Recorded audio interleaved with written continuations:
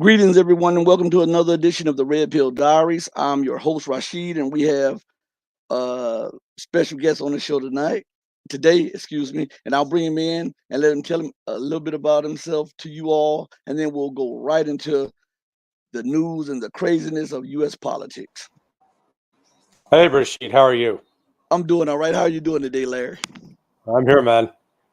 Would you tell the people, you know how we do this, would you tell the people a little bit about yourself before we go into the news of the day?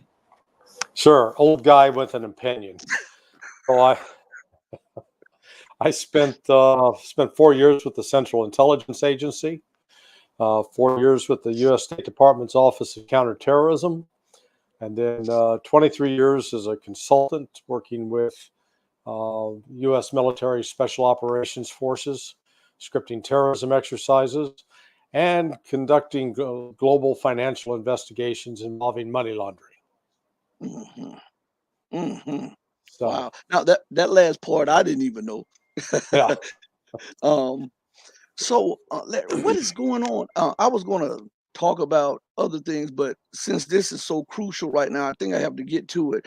With the escalation in Ukraine right now, and the United States deploying special forces to the Ukrainian border and threatening to go into Ukraine, and they're saying even if NATO is not attacked, Right. there's some kind of escalation. They will go in. And Russia, Vladimir Putin has already made it clear that any outside intervention would be met with a swift strike or a swift rebuttal. Uh, Right. what are these people doing? There's a lot of craziness going on in Washington and in London.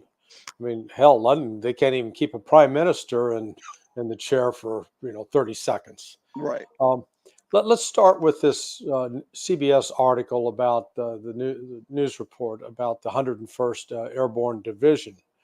Um, they made it sound like, oh boy, we just deployed them and they're all ready to go across the border. Those guys showed up in Ukraine in June. So they've been there for almost 6 months. So they went in and they replaced members of the 82nd Airborne. So this is not new. What's new is the propaganda surrounding saying, oh, yeah, boy, if Russia does X, Y, or Z, these guys are going to go in. It'd be a massacre for the 101st Airborne Division. They are not capable nor competent to battle heavy infantry, which is what Russia is using, which means they've got tanks, they've got motorized vehicles of all sorts, they've got artillery, they've got rockets, they've got missiles. The Airborne Division, the 101st, they have some M777 howitzers, but those are towed behind trucks. They really don't have any heavy crew-served weapons apart from that. So they've got a very light footprint. That's why they're called light infantry. They're mobile. They can move around. Um, the fact that let's call it the powers that be felt that they needed to put this story out about, by God, our guys are ready to go in. It just exposes the hypocrisy and the propaganda that's going on. Because remember, Russia's on the ropes. Yeah, Oh yeah. my God, they're losing. Boy, we're going to beat them all the way to Moscow. Man, Ukraine is rolling. And so if Ukraine's doing so well, why are they worried about having to send in U.S. troops to save their ass? hmm Please get your story straight. Which is it? You're the baddest man on the block or you're not. And what it's exposing is that Ukraine they're getting beat up like, a kid in a wheelchair by the, town bully. I mean, Russia is hitting them, they're taking out all of their key power nodes. So these different power stations around the country, and they're being forced into rolling blackouts. Russia still can, ratchet it up another level and take out there's a main power line. It's like 750 volts or megavolts or something. Uh, that can literally turn off all the lights in Ukraine. So there's talk continually about, the Ukrainians are going to mount this massive offensive and force the Russians out of Kherson. I don't see how that's even feasible, because Ukraine no longer has a viable air force, and there's no way you can carry out an attack on an urban uh, town or urban target without having air cover, without having helicopters, without having a lot of artillery, without having a lot of tanks, all of which Ukraine is short of right now, because they keep sending them out on patrols, and the Russians keep blowing them up. So it's again, it's that background, as well as the desperation of Kiev positing, trying to carry out plan a dirty bomb. So a conventional explosive that's contaminated with radioactive material. The concept that this would contaminate massive parts of the country is just far fetched. It would be isolated contamination, but it would be used, I believe, as a pretext. They would try to argue that this was a Russian use of nuclear weapons, therefore we need to send in NATO forces. But what has the United States and the rest of NATO terrified is they recognize they're going to lose. And if they lose, their entire credibility and reason for being, the French calls it the raison d'etre, it goes away. Mm.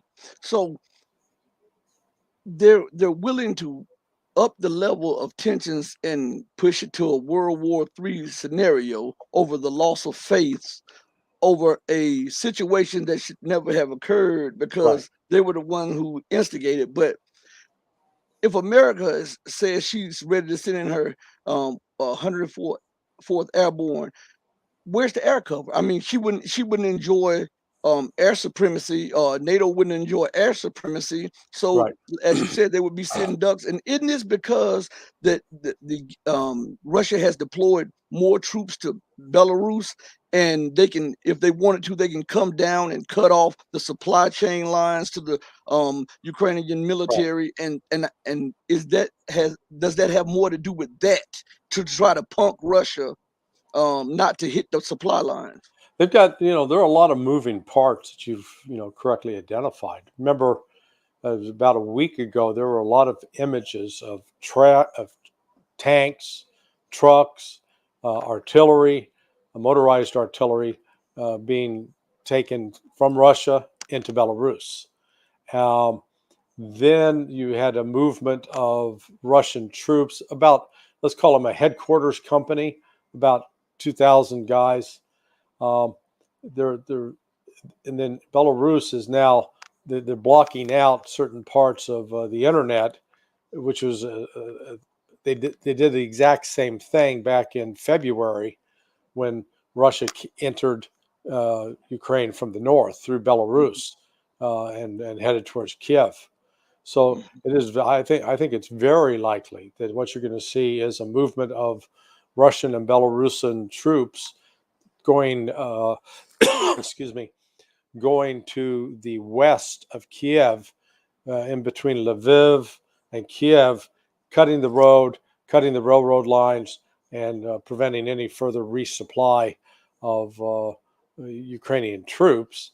And then that would be probably followed by a new Russian offensive with they've got reinforced units now with this as a result of the call up of 300,000 uh, to go out and finally encircle and start destroying the Ukrainian troops on the ground. So it's um, if, if Ukraine was doing as well as propaganda suggests, there wouldn't be this panicked reaction in the West.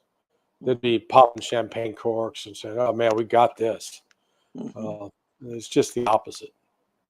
But could the crazies in Washington D.C. and in London and Brussels carry out a move over into Ukraine and the Odessa and the Lviv area as a uh, as a buffer zone against Russia, hoping that or thinking and calculating that Russia would not come to that area because it may mean NATO intervention?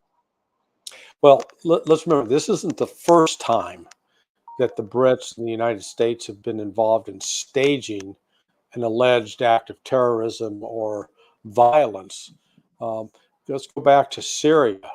Remember 2012, Barack Obama came out and said, "Hey, I'm drawing a line in the sand here. There's a red line. If uh, Mhm. if those Syrians use chemical weapons, by God, we're going to cross that line and really give it to them." Okay, Mhm. so a year later, August 2013, there was a sarin gas attack in a place called Ghouta. Now, at that time, I was working at Fort Bragg, and I was in what they call a SCIF. It's a special classified intelligence facility handling top secret material. And so I actually had a chance to read the intelligence every day, every morning and afternoon. The Defense Intelligence Agency prepares a brief for the Secretary of Defense and the Joint Chiefs of Staff. And so it's a summary of all the key things that are going on from an intelligence standpoint. So we get the news comes across that there's been this sarin gas attack in Ghouta. I go, man, I didn't see any of that in the intel. So I went back and started looking. I looked on the day that the event happened. Not a single piece of intelligence warning that Syrian chemical munitions units had been alerted and were deployed. Nothing. Looked at the day before. Nothing. 2 days before. Not a word. And the reason that's important is United States intelligence technical means were being used to monitor all the key elements in Syria so that we would have advanced warning if they were going to attack Israel. And one of the concerns was the possibility that Syria might use chemical weapons against Israel. So therefore, we're monitoring it, the Israelis are monitoring it, and you think, if they're monitoring it, you're going to see something happen because these chemical weapons that Syria had, it wasn't like they were, you know, stored and here's the weapon. Now we're going to put it in the cannon and fire it. They were called binary weapons. That meant you had two separate flasks of chemicals, and it's only when you mixed them that they became lethal. And at that point, you had like 36 hours to use them before they lost their effectiveness. We didn't see any of that. Well, then it turns out that there was other intelligence indicating that the rebels, Al Nusra, the people that we were supporting, were the ones that did it, and they did it with the Brits were the lead on it, and the U.S. intelligence helped, but it was designed entirely to stage, to create this impression that the Syrian government had used chemical weapons in order that was then going to be used to justify a U.S. British attack. And what happened is Obama, he sort of got cold feet, and so he decided he was going to go to the Congress and ask for permission to go, bomb the hell out of Syria. And the Congress said, "We don't think so. No, that's not going to happen." And he was getting pushback from people in the military. That's his context for history. So we've done it before. What makes today so damn dangerous is you got guys in the military who are willing to go along with this nonsense. And that's why you've seen the Russian defense minister Shoigu uh, making phone calls and basically saying, "Hey, we know what you guys are planning to do, and you better not do it, because if you do it, we're holding you responsible, Mm. and we will take all necessary measures to defend ourselves if you do this." That's the Mm. message that's being delivered to the United States, to the French, to the Germans, and to the Brits. And, they've been put on notice. We'll see if they actually pay attention. Mm. So, and what's troubling about the situation is I believe that the West is trying to do a Syrian scenario again, but this is not thousands of miles away from Russia's border. Yeah. And this is more at home with Russia, and Russia cannot back down. If they back down, then you might as well say that this is the end of the Russian Federation, because Yeah. America would have missiles pointed right at Moscow and St. Petersburg that would hit them in like a couple of minutes or whatever.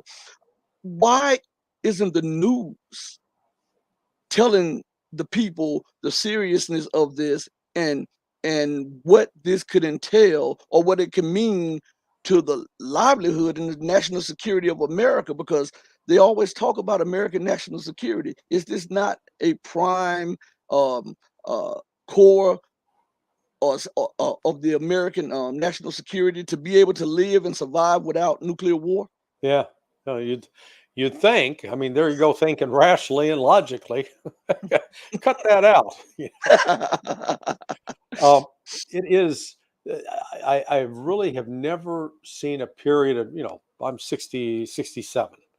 So I've been around, I was around for a good portion of the Cold War, and have never seen a period like this in which our media are so committed to embracing lies and misinforming the public. And they basically painted the picture that Russia is this belligerent, Russia is preparing to use nuclear weapons, and we've got to stand up to stop them. Now, that's all not true. But anybody that attempts to argue and present the facts about that is immediately denounced as a Putin publicist, a puppet of Putin, a tool of the Russians, as a Russian agent. It's all this personal attack instead of dealing with the actual facts. So, what the United States we're living really in a dream world in this country. Um, and with all due respect to Donald Trump, he talks about we got the greatest military in the world. Well, really, we don't. We've got we got the we got it. We spend a lot. We got the most expensive damn military in the world. That's for sure. We got sort of we're paying Lamborghini prices to get something that barely runs like a Hyundai. You know, I mean, you got you got $100 million airplanes, like F-35. It's just like, good Lord, just one plane. I mean, when you when you look at the money that has continued to be spent in the Pentagon, and so originally it was, oh, we had to build up our defense budget to stop the Soviet Union. Okay, Soviet Union goes away. Oh, we got a terrorism. We got to build up to stop those terrorists. How'd that work out in Iraq and Afghanistan? Oh, yeah, the the ragheads kicked our ass. So let's wake up. We're spending an enormous amount of money while our cities are literally decaying in front of our eyes. We got children who are not being educated, Mhm. and we got a problem with drug abuse, and it's literally it's killing more. We lose more people in 1 year than died in both the Afghanistan and Iraq on the U.S. side in 20 years of war. And it's like, oh well, we don't care. And that's where this goes back to your question about how can the media ignore this other national security threat? Well, they ignore all the real threats that is in the process of destroying America. Yeah. And so this is just one more example of their willful blindness and deliberate attempt to pull the wool over the eyes of the American people. And I often ask the question on multiple shows. Matter of fact, pretty much on all my shows, America often talks about national security Right. with with growing unemployment, explosion in homelessness. There's an epidemic of hunger. The inner cities are being flooded with guns, gangs, and violence. There's a deterioration in the moral code of people and the ethics of people. The morale of people within America is in decline. They don't see that as a national security threat because there's an old saying that charity starts at home, then it spreads abroad, and he who defends everything defends nothing. Yeah. Yeah. No, I mean, it's just, um, it's, let's call it what it is. If this was a bunch of white kids getting killed in Chicago every weekend, then they'd give a shit. Because it's black kids, they don't care. I Mm, mean, that's the reality. mm, And, it's just an indictment. I mean, I remember Spike Lee did that movie Chirac, where they mm, were comparing what it was like on the end, being in the hoods in Chicago compared to being in Iraq. And basically, it was safer in Iraq when the combat was going on than to be in Chicago. mm. And it's not isolated to Chicago. We find it in all the major cities. and it's creeping even out into some of the suburbs. So, and the countless lives lost on this is just, I mean, it's enormous. We build monuments for 50,000 guys that got killed in Vietnam, and God bless them for the service. But, we're losing that many every year in the violence in the streets, and nobody's building a monument to that. So, Eh, no, and tell you what, let's send $50 billion I to was, Ukraine. I Yeah, was going to yeah, that makes sense. Come on. I was going to say, if for $50 billion, couldn't they have started programs to re-educate people and to produce jobs for people to kill the violence and to up people's morale and outlook on the future? But they never can find money for that. But it's always a national security threat 10,000 miles away that they can always find $100 billion or 600 billion or whatever. Yeah, well, These I mean, people are not thinking rational. yeah, no. I mean, look at right now, the last number I saw was in terms of military aid that's gone to Ukraine in just the last 10 months is around $27 billion. And they're trying to push a bill through the Congress that will, up it and give them another 50 billion. I mean, you know, that's like it'll work out to maybe $1 million per person left in Ukraine. Just go and give them $1 million and say, here, go have fun. Um, it is the neglect at home and this spending money recklessly, because it's not just Ukraine. Look at the money we spent in Iraq and the money spent in Afghanistan. I mean, good God, we have literally poured, maybe we're talking over $1 trillion down these rat holes. And when we have children here in the United States that go to bed hungry and Mhm. don't have adequate housing and certainly are not getting a proper education, it's just I don't know how long you can continue doing that as a country and survive. And so I think what we're looking at is the genuine possibility of America ceasing to exist, not because we've been attacked by some enemy from without, because we've just been rotten from the inside. We've lost our spiritual core. Mm. And back to this money. In my mind, if you are able to give someone that that is no relation to you billions of dollars of money that we pay in taxes, Yeah. to me that is a spit in the face and contempt at the highest level. Yeah. Especially No. when the schools are collapsing and underperforming and we see all of the trouble because without people don't realize this without proper education you have a lapse in morality, ethics, and all of that, and that is the core to the fall of a republic. Yeah. No, you're absolutely right. It is. Um, you look at men the accomplishments someone like Ben Carson as an example. I mean, he grew up in some really difficult circumstances in Baltimore, I believe, and yet because of his mother, she made sure he got an education, and he also had to. He wasn't just a sponge; he had to do some work on his own, Mhm. and he read, and that combination of guidance from a parent and your own personal motivation to get ahead. He became very very accomplished physician and a neurosurgeon. So it is I take men like that as an example of what can happen if we create the proper conditions. Mhm. And this uh, this we've got a 50-year history, frankly, with the Cold War. It because really in the start of the Cold War, once we convinced the American people that, oh my God, the Soviet Union's trying to take us over and we got to spend all this money on the Department of Defense and all this money on the CIA in order to prevent that.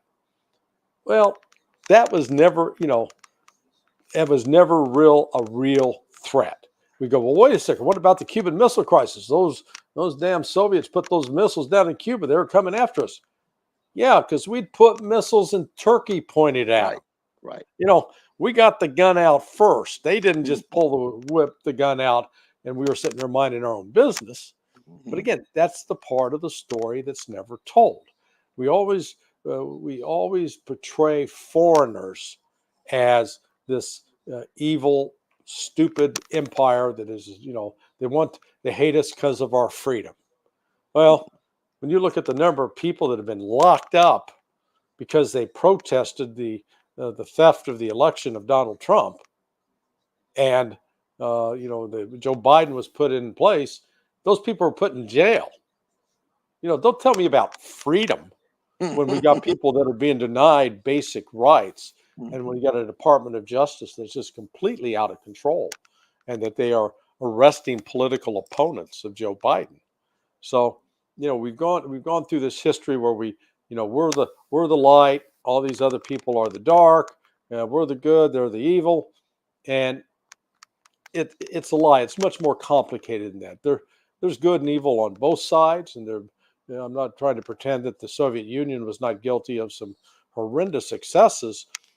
One of their main problems was they were structured and organized to serve the interests of a one party state.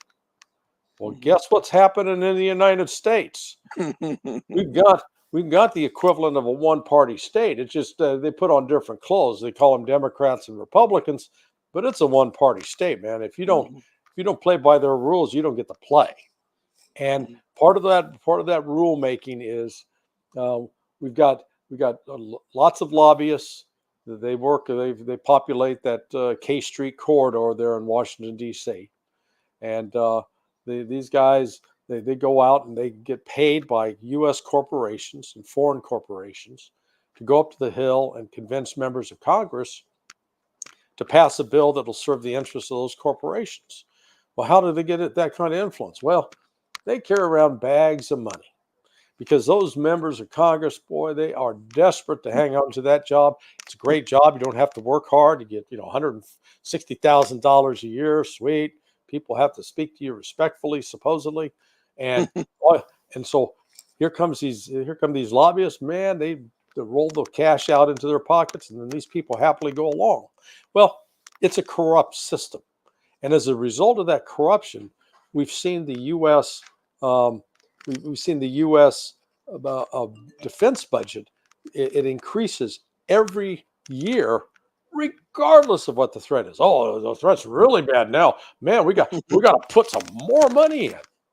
And when you look at what we're paying compared to what the Russians or the Chinese do, that's Russia and China combined, they spend two-thirds less than what we spend on defense.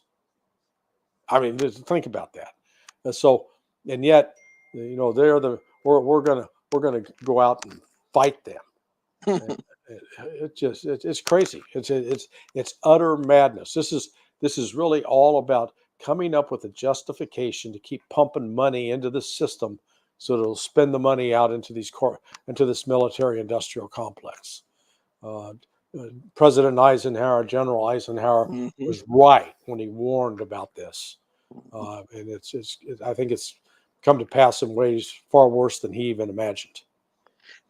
Do you think that America's domestic policies are a microcosm or a reflection of her international policies? Because it seems like she is um, dead set on total domination at all costs, disregard for life, liberty, or national security.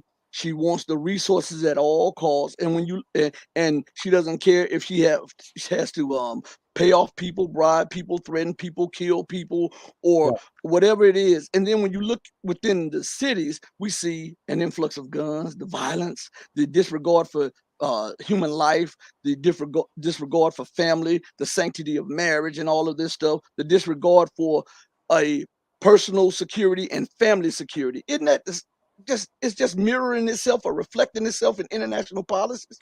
yeah, I think so. I mean, let's think back to right after the 9/11 attacks, the push to create the Homeland Security Agency, set up a new bureaucracy.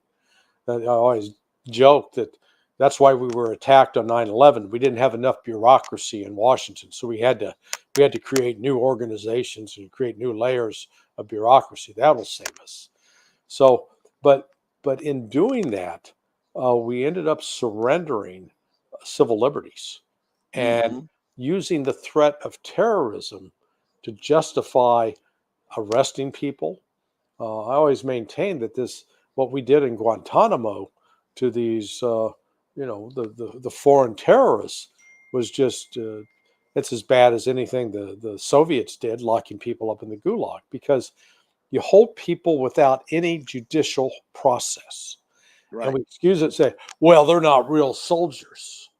Yeah, but they're still human beings.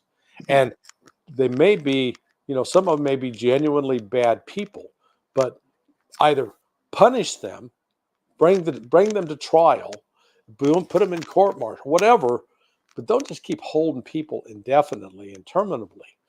I know from friends and colleagues who were assigned down there with the Central Intelligence Agency and with the military that I'd say upwards of 70% of the people we were holding were not implicated in terrorism, but we just they're wrong place, wrong time, and we picked them up and use it as an excuse to torture. So this we so we were willing to do that overseas. Well, now we're doing it at home. It goes back to your basic point that we're what we're doing internationally is reflected domestically. And um, if you really are committed to a rule of law and to the Constitution and upholding these as sacred principles, then you don't behave as we've behaved overseas. I mean, I think I just saw a number in the last 30 years, the United States has been involved with over 100 military activities overseas, undeclared, no declaration of war. It's just the president gets a wild hair. And look, we're talking Democrat and Republican. This is not one side or the other. They Hmm. both have done it. Hmm. And um, now, sort of the irony is in the past, conservatives were very much in favor of giving the government lots of power to do things. And, they'd get all misty eyed listening to Lee Greenwood sing, I'm proud to be an American. While we're out, again, locking people up in the most un American fashion possible. But now it's being done to them. And they're going, hey, wait a minute. You know, you've got to read me my rights. No, we don't. You're a terrorist. Because you're a terrorist, we can't tell you what you're accused of. We just got to lock you up. Hmm. So, this it's a dangerous time. So with that said, you hit a point right at the you hit a lot of points, but right at the end, would you people think that now that they have the Miranda rights or something like or they have the rights in it in the Patriot Act or one of the laws that were passed that they can lock you up under threat if they suspect that you are a threat to national security without giving you Right. any rights and lock you up indefinitely? Yep. Now, we saw this. I mean, this isn't the first time in American history. Abraham Lincoln did it during the Civil War. Mhm. Um, I know Lincoln is upheld as one of the great presidents of American history, and yeah, I'd agree with that. But let's not shine Overdo up that image too brightly, because the man the man did some pretty despicable things with in terms of his use of power, and it was the end justifies the means.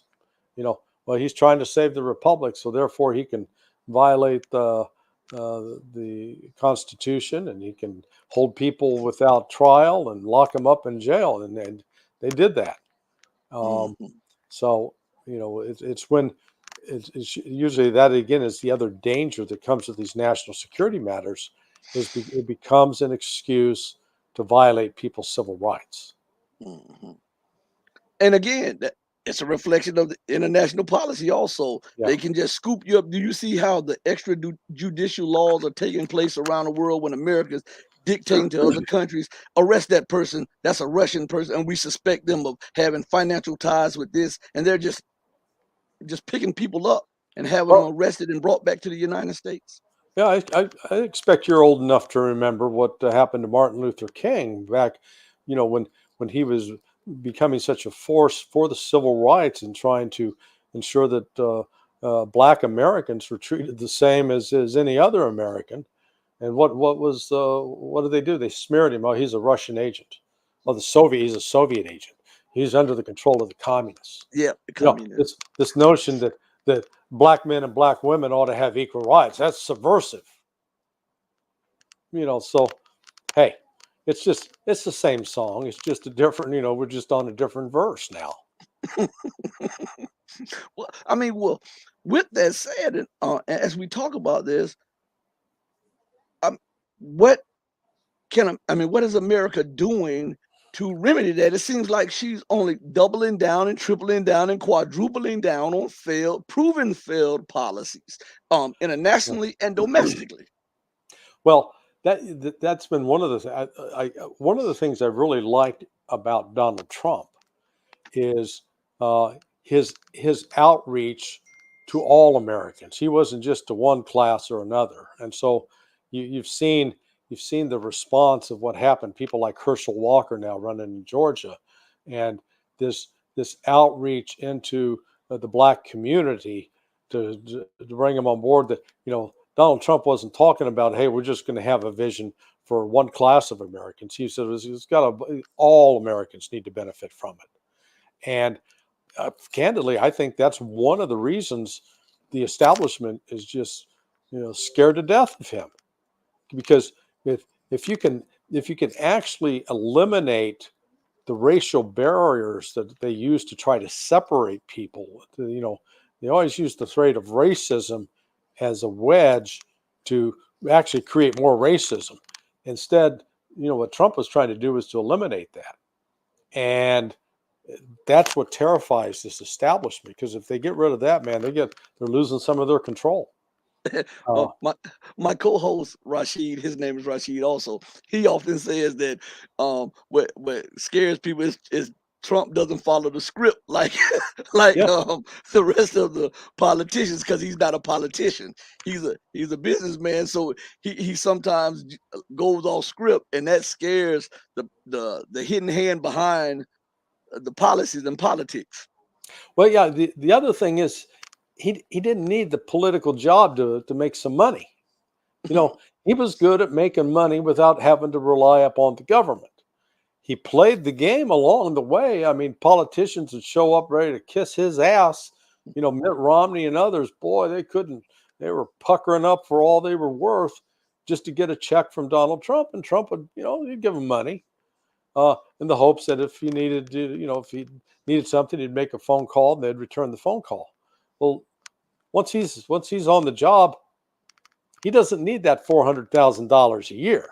I mean, that wouldn't even go pay his taxes. So he just because that lack of financial control over him. That's another thing that just scares this establishment, this corrupt establishment that rules Washington, because it really is like an insider's club, and it's all about the money. As I say, all about the Benjamins.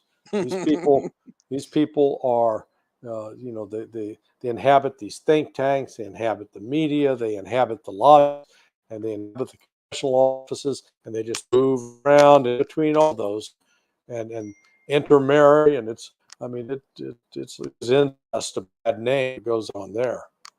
Mhm. I well, I want to position it to the, the Russian, the Chinese situation, and I'm gonna bring in my co-host in a second. But I want to position it to that um, in light of the economic environment, Yeah. like with Europe and America. We see that Europe is cutting off its ears, nose, tongue, and poking out his eyes in spite of its face for the American empire and the elite.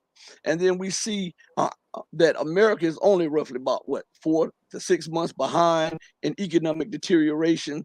Um, how can they hope to prosecute wars around the globe for conquest and dominance, and also confront China and Russia when They're in the hole financially. They're in the hole, Yeah. and China is both of them largest trading partner, the both of them largest investor, both of them largest producer. I mean, isn't that crackhead politics to try to? If you're the crackhead, you're gonna go stick up the man that's selling you the dope. Yeah. No, it's you're exactly on target with this. Look at what compare with World War II. So going into World War II, the United States was an untapped powerhouse of industrial capability. Uh, and because there had been so many people unemployed during the Depression, that with the start of that war, the factories opened up. Man, there was work everywhere, and we had the natural resources required to produce steel, to produce fertilizer, to uh, to produce all the, the planes, trains, automobiles, ships, aircraft carriers, tanks. You name it. We were cranking it out. Well, today America does not have the industrial power that it did 80 years ago. We shipped a lot of that overseas, and we are increasingly dependent on rare earth minerals that are mined in places like Afghanistan, China, and Russia, Korea, just North to Korea. name a few. Yeah, and so you're absolutely correct. What do we do? You'd think that those countries that we depend on for those materials, that we'd want to be friends with them. We wouldn't want to be nice to them. Nah, we're going to punch them in the nose, treat them like dirt, try to wipe our feet on them, and think there's not going to be any payback.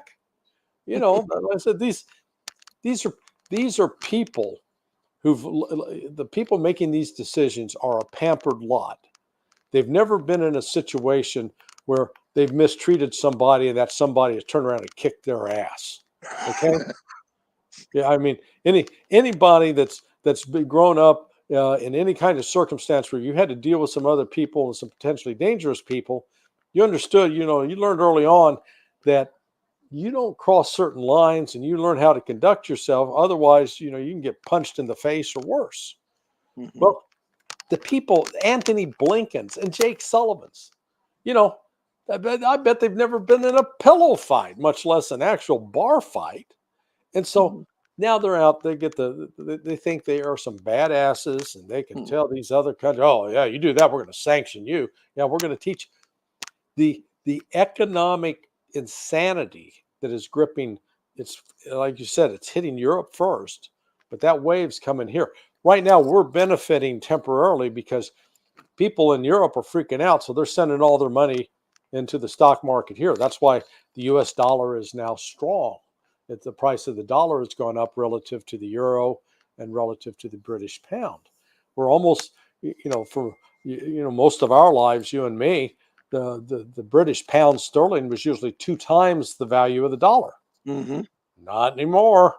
It's almost parity, one for one. mhm, Um, so we have recklessly spent in this country, and what we're facing a very unique economic situation. Traditionally, inflation is explained away because we got too many dollars, too much. We've multiplied the money supply, chasing too few goods. So mhm, as they try to chase those goods, the price of those goods go up. mhm, Well, yes, that's occurring.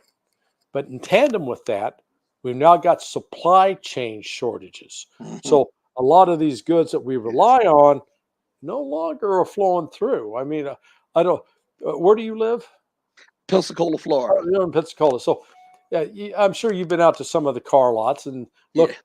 Yeah, they're vacant. yeah, Yeah, because yeah. they don't have a lot of new cars because why? Well, they're waiting for the chips to come in, and they're having trouble getting the chips out of Taiwan and China, and so no chips, no car. And Mhm. who'd have thought that? So, but what 5 years ago, you were accustomed to going out, man, and car lots are full. They were stacking them on top of each other, lots of surplus. Um, we're on the cusp. Oh, oh yeah, you're right. He is better looking. So, Oh, so I muted. Hold on. Your mic is muted. I'll let him finish his thought, and I'm gonna unmute you. I just brought you in, but it's muted. Hold on one second. Okay. Uh, So we've got the combination now. We're going to have some extreme agricultural shortages in our own country because of the drought that's hitting the yeah. Midwest right now. I don't know if you've watched what's happening with the Mississippi River, but they're having trouble getting barges down it because Yes. the water's so low. Yeah.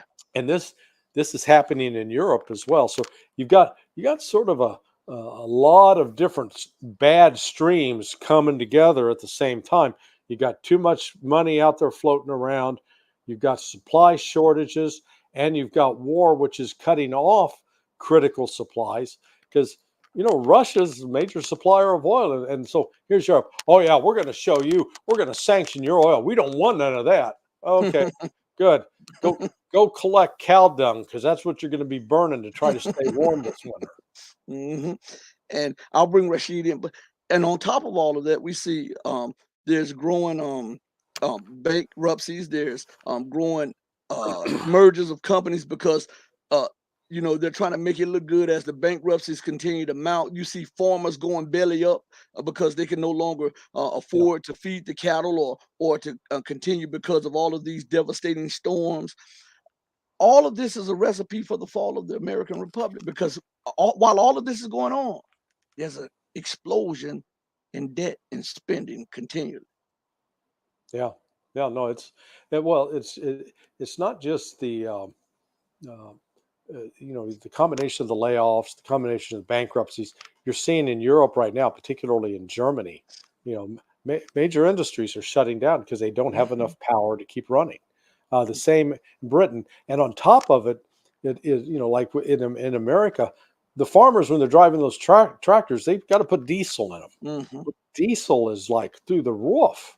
I mean, it's very scarce, and without diesel, you're not driving a tractor, you're not driving a harvester, and that food is not showing up at the table. Mhm. So the concept that we could be actually facing the serious risk of starvation in this country, or people going hungry, and you know we all know who that hurts. The poorest get hurt first. Right. You know, they're the ones that suffer, and the people with the mega bank accounts, they don't care. They continue to eat, but Mhm. but that recipe, if you got large numbers of people, particularly in the cities, going hungry, you're looking at some a Riots. recipe for some political unrest. Yes, sir. And I'm going to let Rashid. He was in the queue for about 5 minutes, and I was trying to bring him in, but you know how sometimes they block the thing, and I was trying to be professional about it and not say anything and work on it. So you saw my eyes dingling down, and so I was trying to bring him in without saying much. But I'm going to let him ask a few questions, and because it's only right for him to ask you a few questions. And Rashid, take the floor. um, while I was laughing when you first came in, you were talking about the cars, right? I had to go car shopping about 2 weeks ago, and I went to a BMW, and the guy had no car. Yeah, I yeah, told I told my son, I said, this guy looks dead. It looked yeah, like he's about ready to go out of business. And then when I was talking with him, he had two cars on the car lot ready to sell. yeah. Two. Yeah. Two cars. I've seen that all over the place. Wow. You I would And for the electric vehicles, they had none. yeah. Now, you don't want one of those. None. Those things catch on fire. you can Yeah. you can probably use them to help keep your house warm if you live in a cold climate. But it just shows you that it ain't got nothing. Nothing is out there. Yeah. Like you said, the supply chain has hit a wall. And so I was asking the guy, well, when you gonna get something in, and he just, I don't know. They don't know. These dealerships, these car dealerships, they're staying alive by doing service on existing cars. And even then, Yes. if you've got some damage to your car, good luck. If they got a part, you may be waiting. I mean, I know some people have been waiting 2 months Wow. on a part to get a vehicle repaired. This, I, I you know, I had to get a front door for my house. I went to Home Depot 6 months, and What? it still wasn't in. yeah, 6 months. And so I asked the guy when it coming in. He said, "We don't know." Yeah, yeah. So this, I mean, this, what we're on the threshold of facing is, something we've not seen in our lifetimes. And maybe the closest comparison will be what our, grandparents went through in the Depression, or maybe parents. I mean, my mom was born in 1934, so she was just a baby during all that.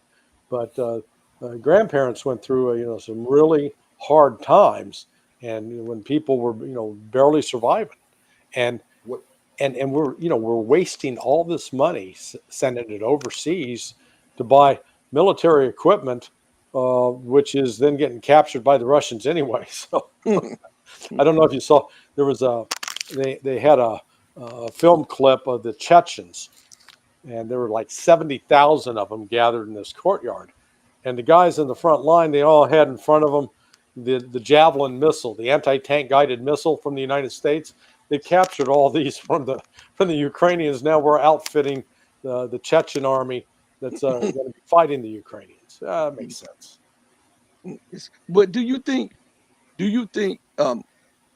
that it will be a Mad Max like scenario here in America when we're looking at the explosion that's going to come within the cities because of this freezing up of the credit, the economic collapse, the wars, the crime, the drugs, and the lack of food. Okay, so you've seen the film clips of people lined up at Best Buy the day after Thanksgiving, right? When they Yeah, when they open the doors and what happens then? yeah. That's going to happen on mass scale across this country. That's what you're looking at. Because in that case, people are not being driven by fear and hunger. Add fear and hunger into that little scenario, and then you watch the fighting that goes on, not just to grab a color TV, but hell, just to get a loaf of bread or a carton of eggs. I mean, I live down in south of Tampa, and just 2 weeks ago after the hurricane, you go to the store, you could not find eggs. There were no eggs. Don't know if chickens got blown away or what, but you know, I mean, the shelves were literally bare, and it took 2 or 3 days to get that supply back. So you realize how fragile our supply chain is now, and they got this clown Pete Buttigieg in charge of transportation. Good God, he couldn't organize a 3-car funeral, and that's if you put the first 2 cars in line for him. He'd sit there and argue about the third car. He'd say, "Well, should we have gas or electric? What color should it be? Should it be one wheel or four? Just can't make a decision." And we are faced with some real challenges because you know nobody thought through this thing about, oh yeah, we're going to sanction Russia. Do you realize that between Russia and Belarus, they basically dominate the supply of the Fertilizer. nitrogen that goes into fertilizer? Hmm.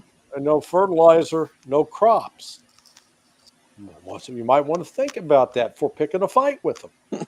Uh, Yeah. so you had the right image that Europe was not just cutting off its nose, man. It's cutting off every other appendage you can get a knife to, Yeah. and it doesn't realize. Remember that I don't know if you ever saw the movie Monty Python's Holy Grail, Yeah. and you had that knight that was going to fight, and he kept getting his arms and legs cut off. He's laying there. He's like laying on the ground like second base. Hey, come on! He still wanted to fight. That's what Europe's doing. Well, we speak about the Belarusian and the Russian like hold or grip on fertilizer. Isn't it funny that the farms in America and Europe are going belly up, and Russia is having its greatest harvest year this year, Yeah. and they're still talking about sanctioning the Russian Federation, even though they need the fertilizer, they need all of these other precious metals and ores and stuff to even to build warships or warplanes or whatever. And the same goes with how they're treating China when China has a grip on 90% of the rare earths. Um, why, why do you think? Because it seems like these people are absolutely insane. Why do you think that they continue to stab at these people, knowing that they are so reliant on them. Yeah, part of it is we've gotten away with being a bully for a long time. And I don't know if you've ever known someone who's a bully that whenever they get to go around and they're always, they're always picking on somebody weaker, Hmm. uh, somebody that can't fight back. And yet, once they run into the person that can fight back and actually kicks their ass, Hmm. all of a sudden they get, we call it an attitude adjustment. Well, the United States has not yet had an attitude adjustment. If you look back over our history, even getting, we put the lipstick on the pig in Vietnam and say, oh yeah, we left with honor, yeah, flying off the top of the embassy in a helicopter with people hanging on for dear life. That's not exactly, profiles in courage. Um, so we've gotten away with this abusive behavior of others. And so that's because we've gotten away with it in the past, we continue to dish it out. Now, just think about this.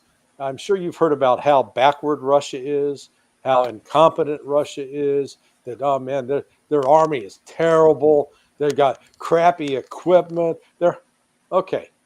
Since 2004, we've been going to the Russians saying, could you give us a ride to the space station, please? So why is that? Well, they're the only ones that make the rockets to haul our ass up there. Okay, so that's for starters. Who put the first man in space? Oh Hmm. yeah, that was the Russians. Who first orbited the Earth? Oh yeah, that was the Russians.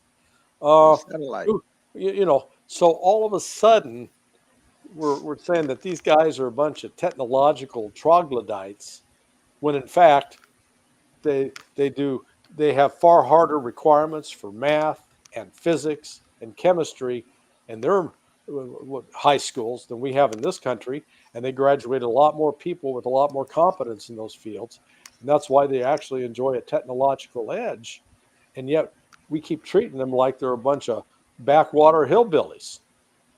And I Um, think I was born and raised in Missouri or Missouri, and I was being triggered there by Rashid with his damn Raiders hat. I mean, come on, I, I go back, I go back, I go back old school with Hank Stram and the Chiefs, man. When there used to be the brawl between the Raiders and the Chiefs. All right, oh yeah, you're right about that. You're right about that. but anyway, growing up in Missouri, you get some people that they'll talk. There's always the assumption that because people from the South, if they talk with a Southern accent and they talk slow, that they're stupid.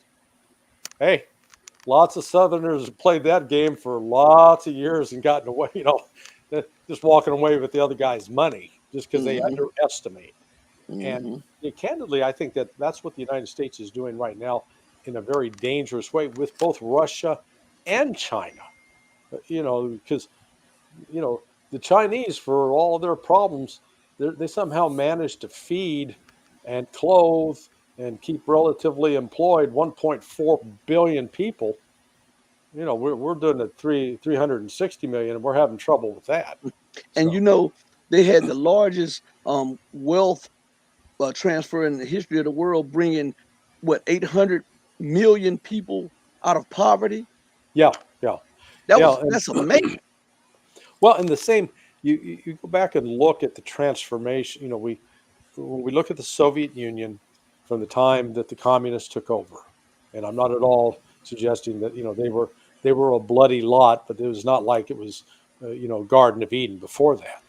Um, but in spite of all the terror, the Stalinist terror of the 30s, they did take a generation of people where I think like 80% of the country was illiterate, and flipped it completely so that you created an entire generation that were literate and not just barely can read at third grade level, but we're talking reading and advanced mathematics, advanced physics, etc. And that wasn't done just because they forced people to sing the communist anthem every morning and recite the sayings of Marx and Lenin. They actually did some real work with real subjects. And again, that gets back to where we like to underestimate. In fact, we don't even pay attention to ourselves. I, you know, put the average American kid up against the average Russian kid in any of those subjects, Russian kids are going to kick our kids' ass Mhm. just because I, they got higher standards I and think they require it. I heard that the Russian high school is equivalent to 2 years of college in America. Yeah, yeah, no, I think that's right. I don't know if you've ever seen, you know, here we give the SAT, and when you take the SAT, it's basically multiple choice. What the Russians do, their version of the SAT, they ask a question and then it's blank. You got to fill in the right answer. You don't get to guess. So, then in other words, you got to actually know the material and know But what. that's Yeah, I'm sorry, but that's what I was saying earlier when you and I were talking before Rashid joined us.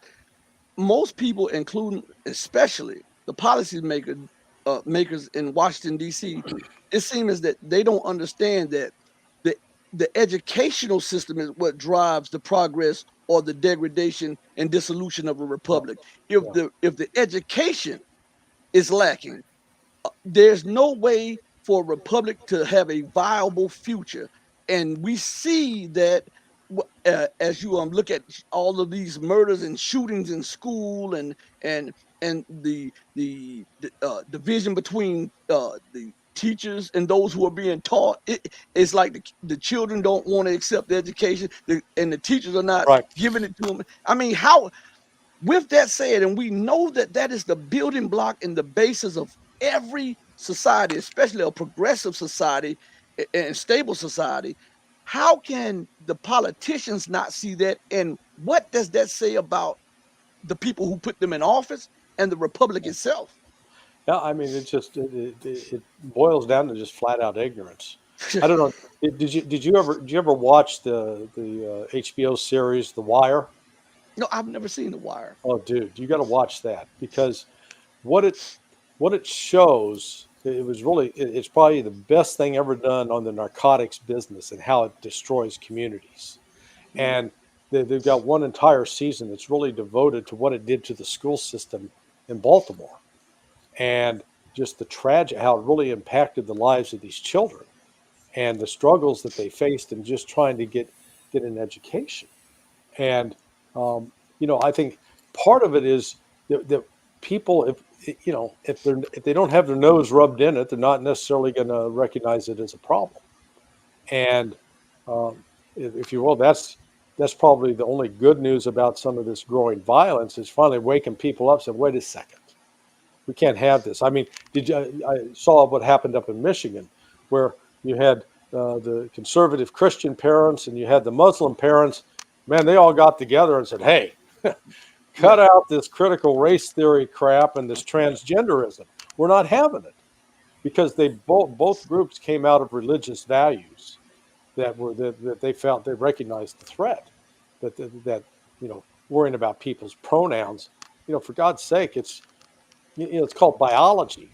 That's part of the reason we're having this problem. We've got so many people who were never raised on a farm. Because I guarantee you, if you were raised on a farm, you knew there was no such thing as a transgender chicken or a transgender pig. Okay, and Yeah. you learned about procreation early on because the animals were doing it, and that's how you Mhm. got eggs and baby calves, and that's called nature. And once you sort of detach yourself from nature, then all of a sudden you open yourself to all sorts of craziness, which is what we're seeing. And Mhm. just this notion that we're going to allow this an entire generation of children to basically not get educated. I mean, it's frightening. You're right. It's a threat to the republic. Because those are the future, supposedly the future leaders, the future scientists, the future politicians, the future doctors and lawyers.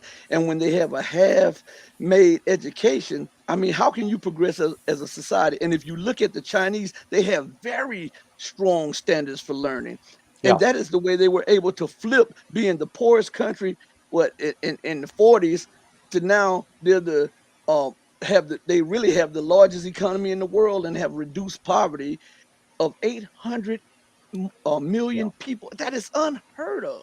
yeah. And that is, we would be well advised to pay attention to how they did that. and because we've got, we've still got a lot of Americans that are living in poverty, and part of the reason they live in poverty is they don't have the education to get the jobs. I mean, it's one thing to get in high school and start flipping burgers. That's okay to start out, learn how to show up at a job on time, learn how to do, Yeah. to work with others. But that's not a career. You've got to have some Also, career where you get to do something that, challenges you and forces you to grow. Hmm. also, the other countries do not burden their students with debt. Yeah. Yeah. Yes. Their education is free. Yeah. Over here, you got to go into debt to get a degree, and that's Well, also another thing that yeah. carrying down the country.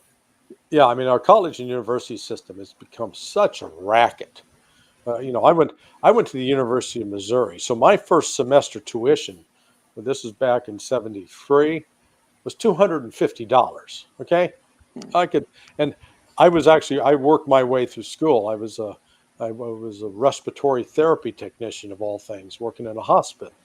So, I paid my way. But, I look at these people today, some are shelling out $70,000 to go to college a year. Per semester. Yeah. Per semester. Yeah. That's insane.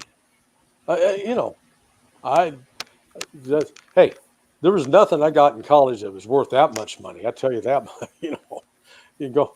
So it is, and the colleges, why do they need that kind of money? I mean, most of them are sitting on endowments that are literally in the billions of dollars, and they're just sitting on that money doing nothing with it. And so, this kind of inequity in society is really, I think it's very damaging.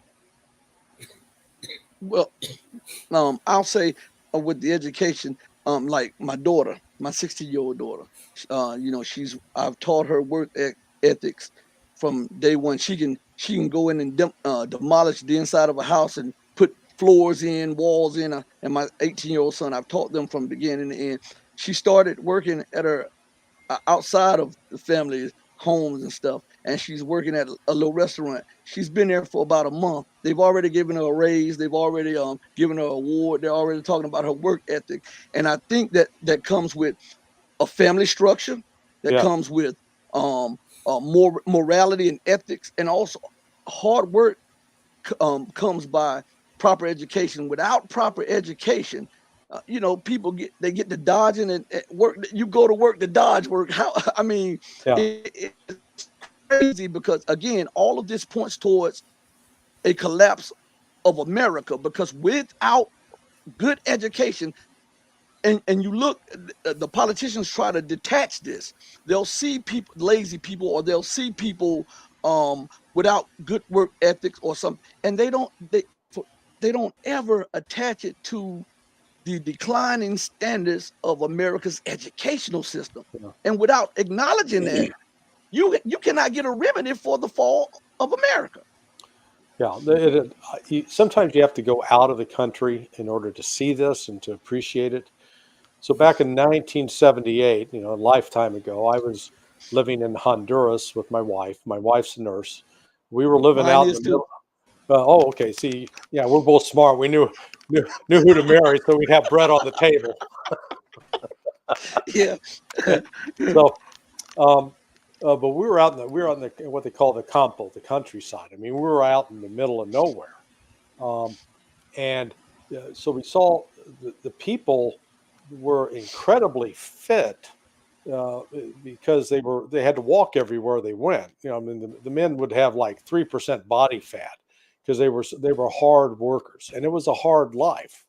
Um, I learned that the reason you would see an occasional fat Honduran, and the reason they were fat was it was a way to show that they were wealthy, because that means they got to ride everywhere they went, and they had plenty to eat. That's why they were fat, and they showed it off. I mean, that was one of the cultural things. Well, you take those hardworking people there, and they were basically, they were caught in a loop of poverty. They could barely make enough to get ahead. You take some of those same people out of that environment and you put them up here in the United States where they had opportunity, where they could work, they could start a business. They weren't discriminated against, and they would shine. I saw in Guatemala, you'd think, well, man, all the Guatemalans, they all look alike, but they treated the Indians, the Mayan Indian, and usually you were an Indian because of how you dressed and how you spoke. They would treat them worse than subhuman. Yeah, I mean, it was unbelievable that they were. And you take those subhuman Mayan Indians, and I know one that came up to the United States. He's got his own landscaping business, and he's doing six figures Mm, because they know how to work, but they got to have a system that creates an opportunity. And part of that system, it's got to be fair. mm, You know, you've got to be able to, the whole concept of our justice system originally was it's supposed to be color blind and and and income blind. And said, not worry about whether you were rich or poor, but did you do right or wrong? Bottom line. And we're losing that confidence in the system. And I understand. It's understandable that with among Black Americans for many years, they knew that the system was rigged, and you couldn't necessarily trust it. Well, now you got a lot of white Americans who are saying, "Hey, wait a second, yeah, I yeah, understand." yeah. Black goes, "I'll tell me something I don't know." So it's just, um, I'm hoping that we find a way in the upcoming election that it's going to be enough of a change that it starts bringing us back together, because you know the vision of America was to be united, red, white, and blue, without worrying about what particular race you were, that or what ethnic background you had. It was just we're all American coming from the diverse side, which is what I find interesting about Russia, because when you get into Russia, man, they got all sorts of people. And Yeah, when you yeah. see when you see the Muslims, the Chechen brothers, they're going into battle on behalf of Russia, and they're going Allahu Akbar. Mhm. You go, huh? What? Did I hear that But the right? West doesn't show that. Oh no, no, you gotta dig into Telegram to see that. But hey, and they are as there's actually, I think there's some things America could learn from Russia in this regard, how they actually have a very well functioning multi-ethnic society. They aren't hung up on all the racial nonsense. Right. Also Right. in America, I do believe that the discipline, there's no accountability to anything No. anymore. Yeah. Yeah. Everybody want to get a free pass. Yeah. I often tell my oldest son, when you go, like you were talking about hard work, when you're doing something, always follow the hardest road. So when Hmm. it comes easy, you can do that also. Hmm.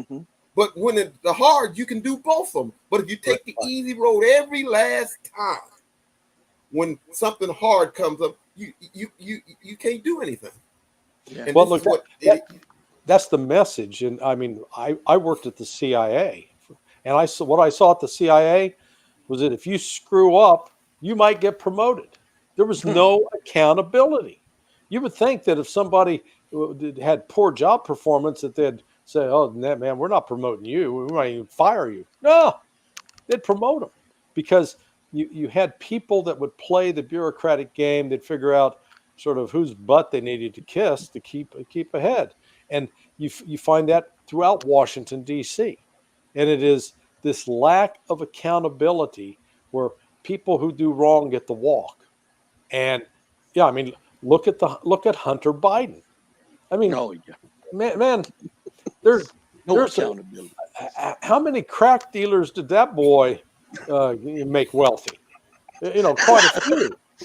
And and then his laptop performances. I mean, good lord. I mean, he just Porno. oh geez. I mean, Everything. it's just, And it show you how the media is. They covered it all up. yeah. Now I don't know if you guys know. I'm friends with John Paul McIsaac, the kid that had the laptop that Yeah, Hunter I saw Biden. you in the interview with him on one Yeah, on yeah. some. Yeah, I saw that. JP, because I got a call from JP's dad, said, "Hey, help my son. He's going to get himself killed." So the day all that story broke, on the 14th of October, back in when was that, 2020? I was on the phone with JP for about 2 hours that night trying to talk some sense into him because, you know, I said, dude, you're in a whole new world now. You gotta watch your back. Uh, Fortunately, he had a big ass friend. I mean, the guy is about 6'5" and had been in the army, uh, and I guess the guy was originally from like Somalia or something. Mhm. Uh, so he protected JP.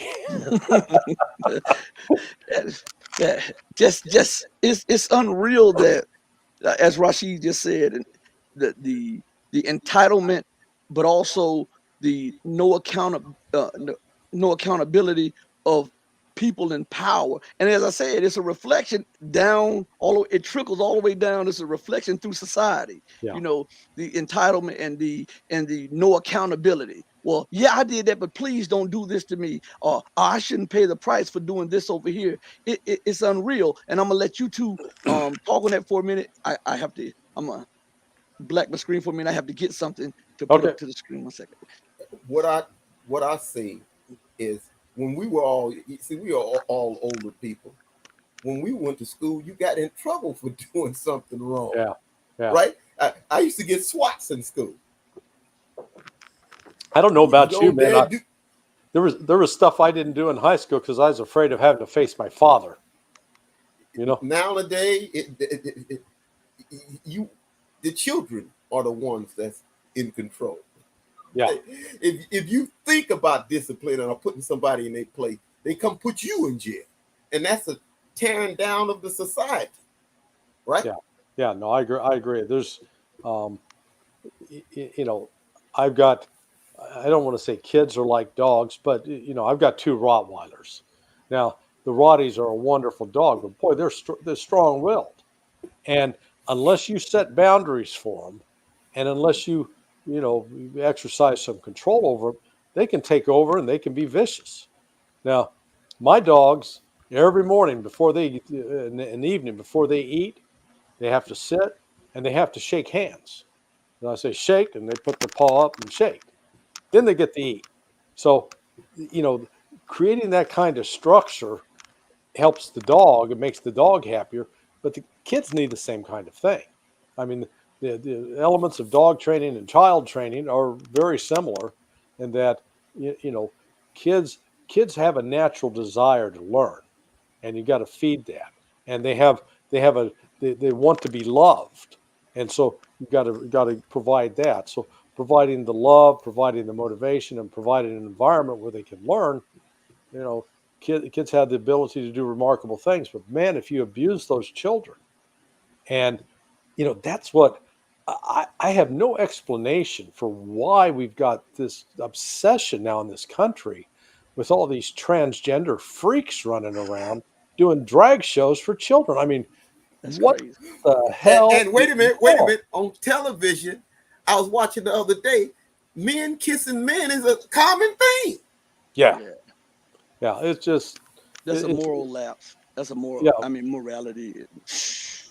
Well, I've often commented one of the reasons we've got such Western hatred towards Vladimir Putin is Putin's very old school on Hmm. morality, Hmm. and they're not out uh, persecuting homosexuals, but he makes it very clear, hey, This is not the that's place for it. that's a perverse lifestyle. What we want to promote are bisexual or heterosexual families with mothers and fathers and children and stable families where those kids are being raised with a as he says it, a Christian morality. In the case of And Russia, what they don't understand is that is a society that cannot produce itself.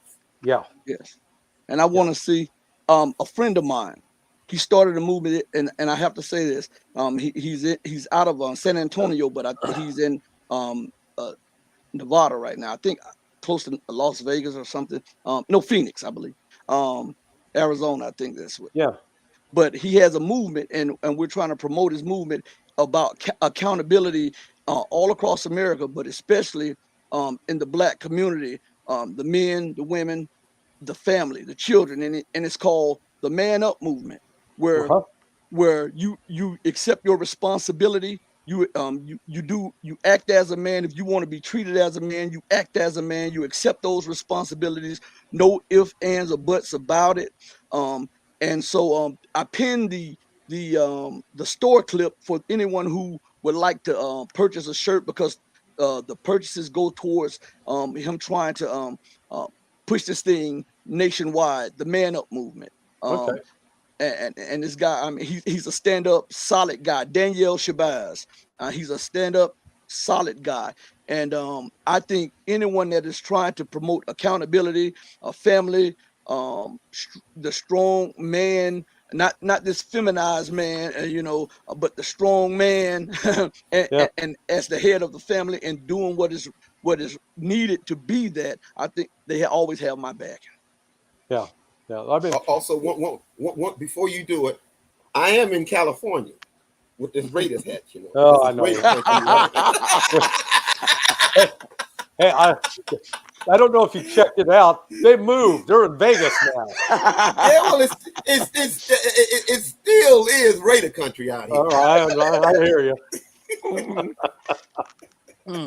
Ain't that something? They got two teams in Los Angeles, and the Raiders are more popular than both of them. Yeah.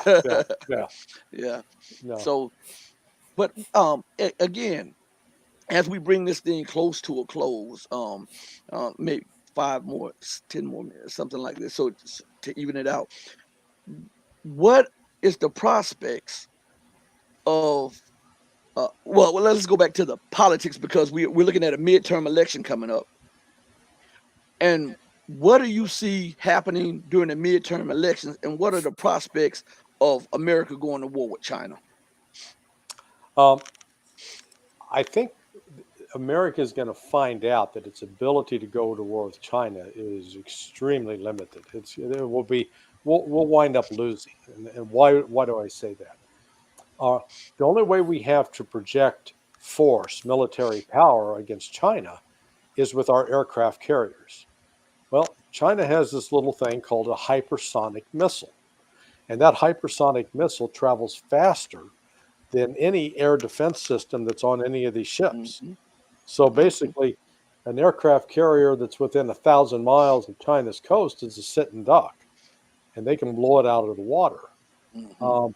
So that leaves us only with a nuclear option. And again, threatening China, I think what we're going to see is China and Russia are going to sign a mutual defense treaty.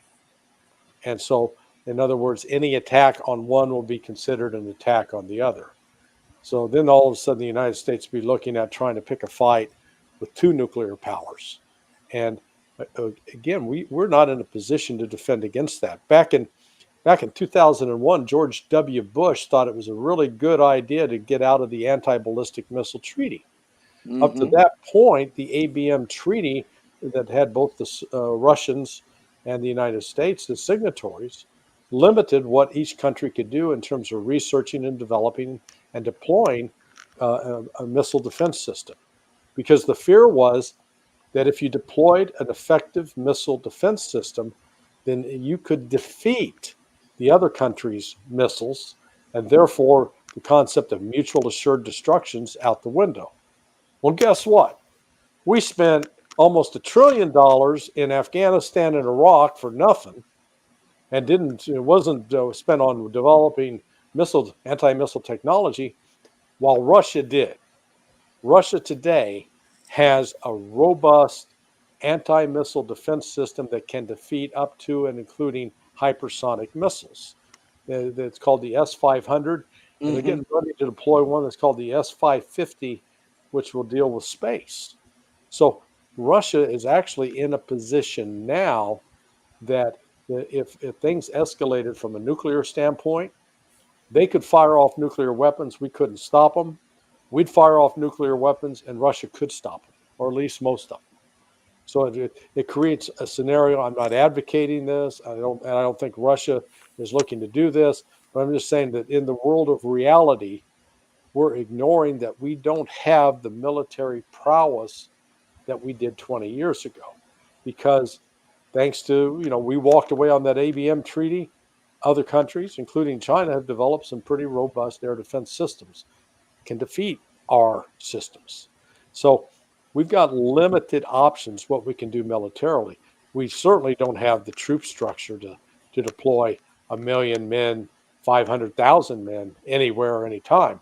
I mean, they're so busy worrying about what their pronouns are and welcoming transgender people into the military that they've forgotten the fundamentals about how to train people to fight and uh, and then be able to move them. Remember when we got and wanted to invade Iraq to get the Iraqis out of Kuwait back in 1990. It took us 6 months to deploy enough troops over there to be able to do something.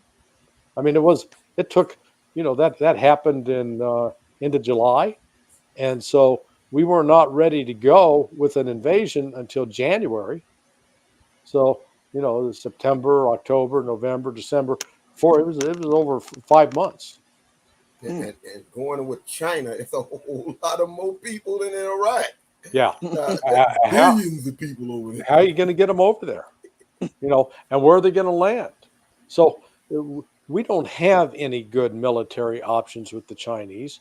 And the fact of the matter is, since 1972, under Richard Nixon, we've acknowledged that Taiwan is not a country. It's part of the People's Republic of China. We've accepted that. Now we're pretending that we never made that deal.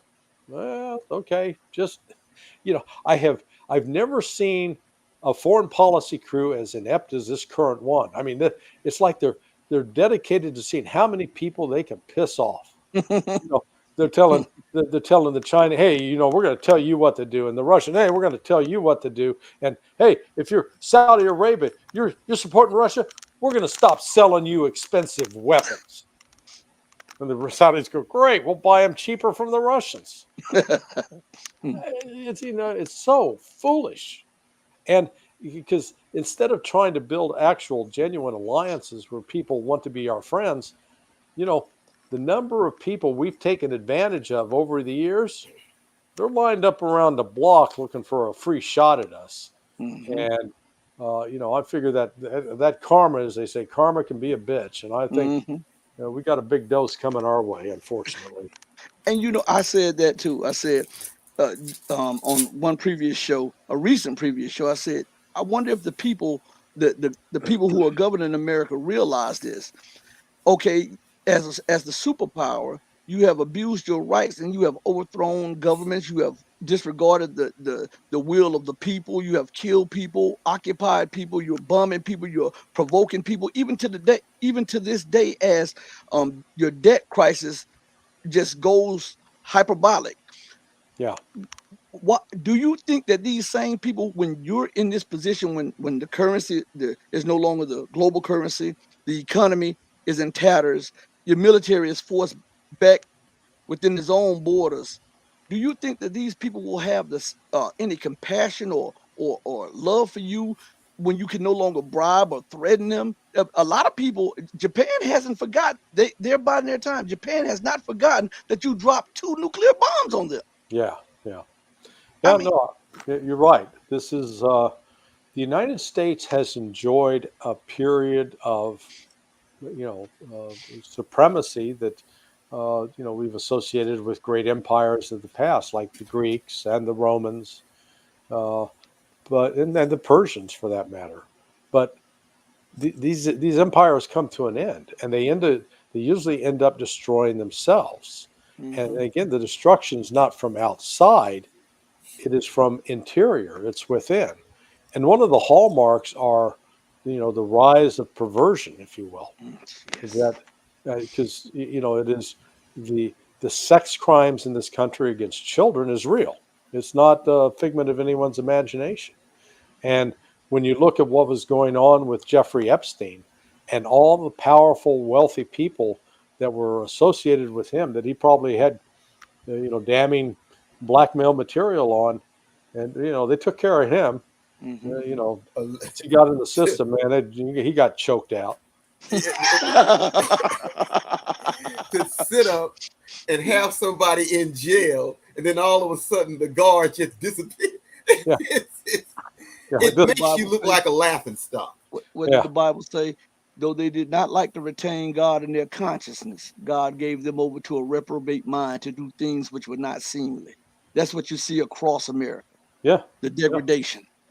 Yeah. No, you're right, and it is, um, the sort of, if you will, the anti-religious mentality that it sees both against Christians, against Muslims, against Jews. You know, the genuinely devout people of those faiths, um, they live by a moral code, and they teach that moral code to their children, and that's why they represent a threat, because as long as they're teaching that moral code to their children, those children are not going to be obedient to this other master. Mm, yeah, yeah, that's something. And so I want to thank you for coming on the show. I mean, this was awesome. This was really good. We really appreciate it. I'll contact you later. Yeah, anytime. Not I'm today.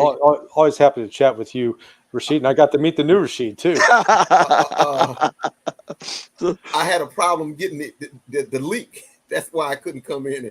I kept searching and searching and searching, and then I finally found it. But yeah, he sent it to me, and it didn't pop up. yeah. Hey, That's what look, they. look at us, all of us old guys. We're like technological geniuses now. Hey, listen, I have my son, and I'm open about it. I have my son set up all of this stuff. Yeah. I have no clue, no idea what to do. He'll say, "Dad, I'll set this up. You do this," and he'll show me the night before, and I'm like, "Okay, I got it." So I got grandchildren who know more about it than me me. too. I got Hey, my why baby boy. why do you think you had those kids? Of course you did. I mean, you were thinking ahead. hey, hey, Larry, thank you so much. I'll get in contact with you later on today. I really appreciate this. We're about to go off the air. Is there any closing words that you would like to say to anybody, especially as this re-airs on other platforms shortly? If you want to read my blog, I'm at Yes, sir. sonar21.com. But I really enjoyed being with both of you gentlemen today. Look forward to doing it again. Hey, thank you and have a blessed day, man. All right. Take care, Thank you. guys. All right, bye bye. Now, as we close out, I want to also say this to you. Um, um, we'll have Scott Ritter on the show Wednesday. We'll also have a morning show that will be well, not a morning show, but an evening show. We'll have 2 evening shows. I'm trying to schedule it right now where one would be for the Patreon when we'll have Mark Dankoff, former Senate candidate, on, and then but for the YouTube Wednesday, we're gonna specifically and definitely have Scott Ritter on the show. He hit me up about 2 times today, and he says he wanted to do it Wednesday. So we want all of you to know that Scott Ritter will be on the show this Wednesday. Okay. And Rashid and I'll be back on here tomorrow. But Rashid, I mean, it seems like we're headed for a big, big crash, and most people are unaware of it. I know we're about to go off the air, but in like a minute or so, give me your estimation of what you see with this Ukraine Russia thing. A, a, a, a collapse of the Western Empire. That's what that is. Mm. He's pushing like we were talking before. The leadership of America, they don't have what they once did. They don't have no Nixon and Henry Kissinger, wise men to maneuver them through the pitfalls of what's happening around the world. They got idiots. Why in the world, if you're going to go to war with somebody who supplies your weapon? That doesn't make sense. But it makes sense if you're an idiot. Yeah. With that movie we talking about, the idiocy, whatever it is, with the wrestler was Idiocracy. Idiocracy. Yeah, that's what America then devolved into. Andre the Giant as the president. The WWE style. Yeah. It shows you how far the American They have Republic fallen. has fallen. It just shows you that. I mean, and As he also was saying, no morals, no no ethics, no ethics. nothing. no education, no goals to set up for an extension of the American project. The school system is collapsing. The banking And no system God. is collapsing. The farm system is collapsing. The job market is collapse, collapse, collapse, collapse, collapse. And what is, like I said, what is the ultimate uh, uh, goal of the what's happening? Total collapse of the American system. Right. And so those of you who will be joining us tomorrow, remember that Wednesday we'll have former UN's weapons inspector, former U.S. Marine Colonel Scott Ritter on, and we'll be talking in depth. We'll have him to go in depth on everything that's going on with Russia, Ukraine, and America and NATO, and everything that's going on with America and NATO vis-a-vis China and Iran and Syria and Africa. We're going to talk on all of these issues. So please join us. The show will be posted later on today. So hit the notification button so that you could do it. And also please give this video a like, a thumbs up, because it helps, because every time we do a show, YouTube wipes away the audience, they wipe away the likes, and we're trying to beat the algorithm. And you know, uh, we just and one of our I have to put this on the screen because this is absolutely right here. Give me a second to put this on the screen from one of our viewers. Uh, this is absolutely right. Right here. It should be up here on the screen in just a second. The whole Western liberal democracy is falling apart. We see that. And we're going to talk about that with Scott Ritter come Wednesday. And it's going to be in the evening time. As a matter of fact, if I get a chance, let me look real quick and I can tell you exactly the time while we're doing this. Uh it'll be let me get here. Hmm. Go back. Ritter. Okay, here we are with Scott Ritter. It'll be 3:30 Eastern time, which will be 2:30 our time Wednesday. Okay. It'll be 2:30 Central Time, which is 3:30 Eastern Time. Wednesday, we'll have former UN's weapon inspector, former Marines colonel, and U.S. command officer Scott Ritter, who was the one who had to verify whether or not Iraq had disarmed. And this is the man that went against the grain when the United States was saying that Saddam Hussein had weapons of mass destruction. And he said they verified that they didn't. And then the United States, after he wouldn't play ball, remember they tried to put some junk on him and tried to stain him and put him in jail for because he wouldn't go along with him. And So also, he was the one that in Congress, when they was having the committee, was ate Joe arguing with Biden Biden. for lunch. Yes, That's the he reason ate why Joe him and Biden's Joe lunch. Biden, he said he don't like him at all. Yeah, yes. So we'll have him on Wednesday. Join us tomorrow morning. We'll be at 12. I mean, it'll be noon like always. We'll be doing noon tomorrow. Check this out. Always remember that we try to bring you the best unadulterated facts and news. Not just news, but facts. Because sometimes news can be misleading. We want to give you an intricate view, a deep view of what's going on that other people, whether it be mainstream or alternative, miss out on. So we will ask the tough questions and we will state the tough statements, regardless to whom or what. On that note, Rashid, do you have anything before we go off? No, no, no. Okay, Just well we watch the said news, keep your head above water, and as a friend of mine, don't look and see just what's happening around your street. This is a global affair, right, and right. and what happens across the world affects you. And remember, go to the Patreon. It's patreon.com/the Red Pill Diaries. Get breaking news on information that you're not hearing in the news. Hey, did you check out the audio that came out last night on the Red Pill Yes. Diaries on Patreon? Hardcore, wasn't it? I got some more on that too that I got to tell you.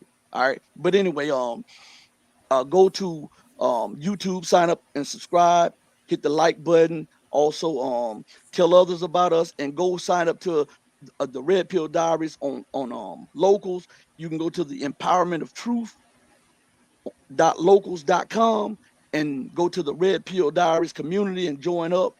And we're going to try to push this movement so that everybody can get the truth, because what we're seeing is the collapse of the Western world, and we want to inform you so that you'll be in a position to benefit and not suffer as bad when this whole thing comes down. As we go out, I always say this: stay strong, stay true, but above all things, remember to stay righteous. I love you. God loves you best, mama.